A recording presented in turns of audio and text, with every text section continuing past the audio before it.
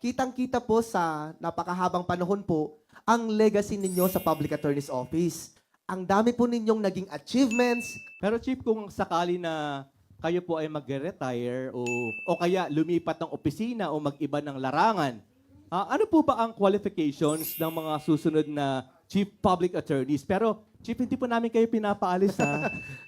Siyempre, unang-una, lawyer siya, di ba? Tapos alam naman natin lahat, mag-25 years na akong POW chief dito. So, kita nyo dapat ang kwalifikasyon ng mga ngasiwa dito. Dahil puro lawyers ang pangangasiwaan eh.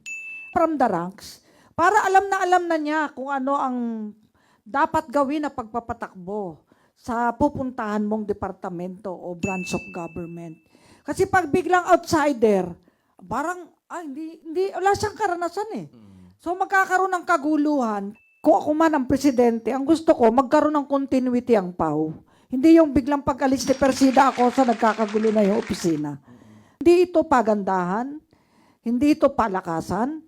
Kailangan ang lililok dito at mapupunta ay yung biyasa sa pangangasiwa, may alam sa batas, naging tagapagturo o profesor ng batas, at talagang igagalang ng lahat at talagang sasaludo maging ang milyong kliyente ng PAW.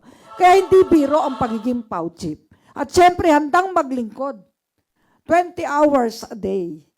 Hindi pwedeng, kumbaga, ipaubaya mo na lang na ipaubaya pag problema, tatakasan mo. Hindi, haharapin mo, susolusyonan mo ayon sa batas ng Diyos at batas ng tao.